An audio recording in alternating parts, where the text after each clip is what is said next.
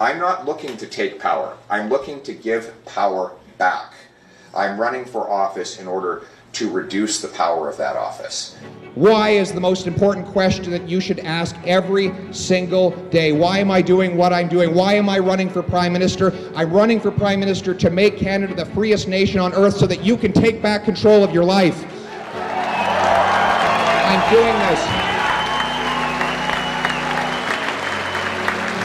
I'm doing this to make this a country where anybody who's prepared to work hard can fulfill their dreams, so that a young man can stand on this stage and pursue his dream of becoming a culinary artist and make the most delicious meals on earth, so that the young guy growing up on a First Nations reserve can dream of starting his own business and serving his own family, so that the newcomer from abroad can work as a doctor because he's trained as a doctor, and so that the adopted son of a teenage mother can dream of one day running for Prime Minister and serving his country and making his nation the freest on earth.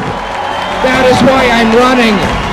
And in the words of the great John Diefenbaker, I am a Canadian, a free Canadian, free to speak without fear, free to stand for what I think right, free to oppose what I believe wrong, free to worship God in my own way, free to choose those who shall govern my country. It is this legacy of freedom I pledge to uphold for myself and for all of mankind. Thank you.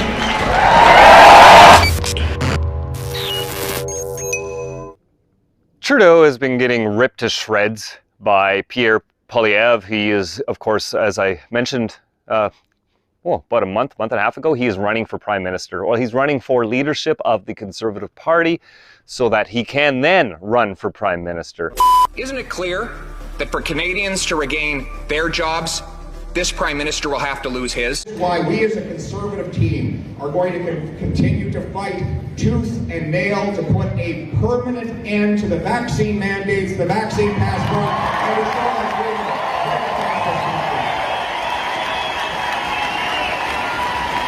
This is a rally for truckers, but it's also a rally for the 60% of Canadians who say they worry they can't afford food. It's for the 60-year-old small businessman who spent his entire adult life building up an enterprise and watching it wiped out. It's for the depressed 14-year-old who's been locked out of school. It's for the families that can't take it anymore. It's for the people who want to stand up and speak for their freedoms. It's for all those that our government and our media have insulted and left behind, and that's why we are gathered here today. Freedom, not fear. Truckers, not Trudeau. Justin Trudeau has caused a political emergency. While the rest of the world and provinces across Canada are beginning to remove restrictions and mandates, Justin Trudeau decided to pile new ones on, targeting truckers' livelihoods. And now he's got protests right around the country. And now he's dropping in the polls, desperately trying to save his political career and save face for himself. The solution is staring him in the face. All he has to do is listen to the experts, do what other countries are doing, and that is to eliminate these mandates and restrictions to let the protesters, including the truckers, go back to their jobs and their lives. What do you make of the extreme elements trying to latch onto the truck convoy even for now? Well, you know what I think is interesting is that when there's a left-wing protest on Parliament Hill, we don't see the Liberal media going through every single name of the people who attends to try and find one person that they can disparage the whole group with. You know, we don't see... CBC, for example, has been accused by its own employees of systemic racism. And yet we don't see the media here generalize that everyone who works at the CBC is a racist. Whenever you have 5,000 or 10,000 people who are part of any group, you're bound to have a number who have or say unacceptable things. and they should be individually responsible for the things they say and do. But that doesn't mean we disparage the thousands of hard-working, law-abiding, and peaceful truckers who quite frankly have kept all of you alive the last 2 years by filling your grocery shelves with the food that you eat and filling your homes with the products that you rely upon. So I think that it is possible to hold individually responsible anyone who says or does anything unacceptable, while showing support for the hardworking, law-abiding, peace-loving truckers who are fighting for their freedom and their livelihoods, and on whom we have depended for our very existence over the last 2 years. Some of the global influences we see in a lot of Justin Trudeau's policy, and I want to be clear, I'm not talking about conspiratorial thinking here, I'm not talking about global cabals, but you do have, for example, the World Economic Forum, a group that Justin Trudeau and many people in his cabinet have actually promoted and actively participated in. We've got the Great Reset, stakeholder capitalism, all of these things, and you've spoken out, I think, about some of these even on the floor of the House of Commons. I've had people that have said that you yourself are connected to the World Economic Forum. And I wanted to give you an opportunity to address this head on, because I'm sure you've seen it as well. Is there a connection there? Have you ever spoken at a World Economic Forum event? No, I have not. No, I've never been to Davos. I've never been part of the organization. And I don't agree with its publicly stated policy objectives. My policies are different. I obviously support small government, more freedom, and individual independence. So I just have a fundamental disagreement with the organization's policy outlook.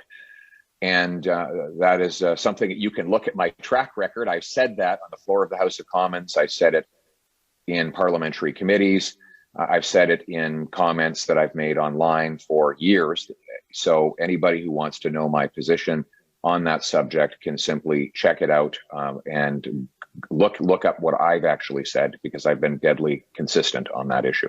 Mr. Carney, you're right. He's part of the World Economic Forum that the finance minister joins, which says that in 2030, only 9 years from now, you will own nothing and you will love it. That is the agenda of these people. Maybe that's why over the last year they've done everything in their power to make housing completely unaffordable, so that nobody can afford it except them, a small group of landed aristocrats, while the common people are out in the field doing the work. We on this side want to democratize property ownership, make it available to everybody.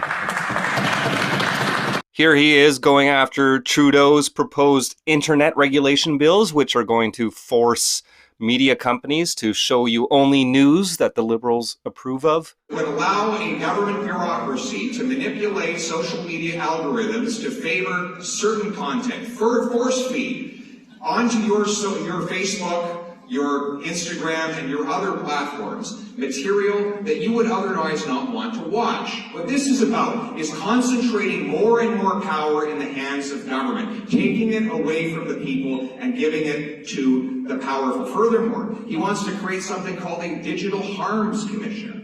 This commissioner would scour the internet and censor things that he considers harmful, not criminal. Remember, we already have a criminal code for any crimes that are committed online. The police can arrest people.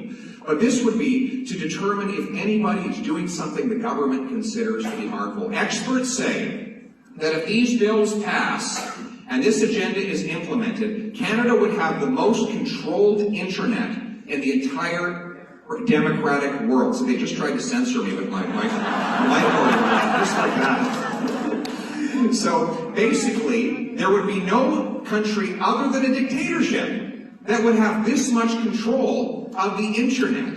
So, well, there's China, yeah, that's right. And China, and remember, Trudeau has said that he admires the basic Chinese communist dictator, right? So we know that is his agenda. He's expressed his admiration for Fidel Castro, and now he's implementing legislation. Shame is right. And now he is implementing the same kind of oppressive and censorship that we see in countries around the world that we should never try to replicate here at home. So here's the plan, folks. A Poilievre government will repeal C-11 and will end the government takeover of the internet to restore freedom of speech once and for all. Of course, he goes against what the elites in this world want. I think it's great. I followed the guy for many years, and he's been ripping Trudeau into shreds for a long, long time. He's been speaking up against the unfounded, unscientific mandates and whatnot for a long time as well before the truckers' protests ever started. So I believe he's one of the good guys, but it doesn't matter. I mean, there's always going to be people, all politicians are liars and this and that. Yeah, sure, we're all human. But we've got to root for something and somebody, and I'm a little concerned because the media is already smearing him. Just because he's not liberal-minded, he must be an alt-right Trumper. I mean, this is already what they're putting out there. And a lot of people who don't follow politics and they just drink up the Kool-Aid the media feeds them, they start to, they end up voting based on stuff like that. So the problem is he might say all the right things and actually want to do all the right things. But if media paints him as being, the boogeyman, and if he can't get the votes from the middle, you have to get the middle votes. We're talking the Toronto 905 and like urban Vancouver and these areas. They decide who is prime minister. It doesn't matter if everyone else in the country votes for Pierre. Trudeau could win again because he got those centrist votes. You need to get the swing voters who sometimes vote liberal, sometimes vote conservative. If you can't get those people to vote for your side, you cannot win an election in this country. That's how messed up our electoral system is. So you cannot go far right. He's not far right. I'm not saying that at all. The media says it. He's pretty centrist, I would say. But, well, he's a bit center right, which is a good thing. We need that in this country. But if you can't get those people that actually agree with some things Trudeau does to actually vote for Pierre, you can't win. So you cannot have a candidate who is only right on the spectrum. It's just not possible. Demographically and mathematically, it's not possible to win an election. That's why there's some other parties which are solely on the right. Let's say the PPC. For those who aren't in Canada, we have some parties like the Libertarian Party and stuff like that, just like you do in the US, but they will never actually win an election for that reason, because they won't get those central swing voters, which are a huge voting bloc, and you need them mathematically. The way our ridings and our electoral system is set up, you have to have their votes. There's no other way to win. It doesn't matter if every single person in BC, Alberta, and Saskatchewan all votes for Pierre. He'll lose if the Toronto 905 swing voters don't vote for him. So that's unfortunately a fact. No matter how much you want to whine and complain about it, it's a fact. So I like the guy. I hope he wins the leadership, and I hope he can, become prime minister one day. I think you guys should just watch a few clips here. He's drawing huge crowds at his rallies, and people are already trying to compare him to Trump, and it's so absurd, but it's also so predictable from our media. We deliver goods and services across the border every single day without a vaccine for 2 years, and suddenly Justin Trudeau suggested that he was going to spread a virus, even though that same trucker is all alone, all by himself in the cab of his truck all day long. He feels like he's lost control of his life. And when he stood up and spoke out and raised his voice in peaceful and democratic protest, he was called a criminal by people like Justin Trudeau and Jean Charest.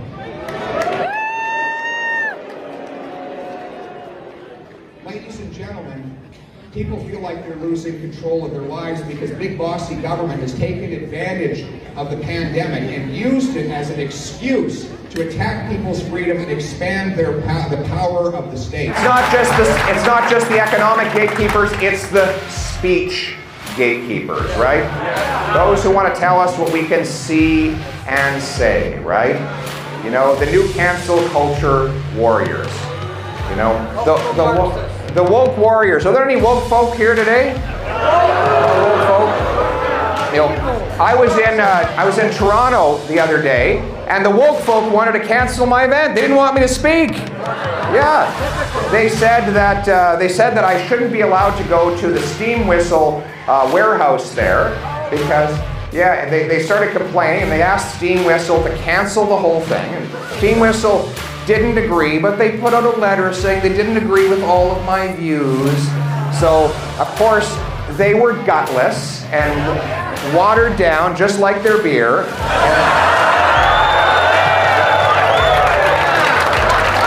I don't even like their beer.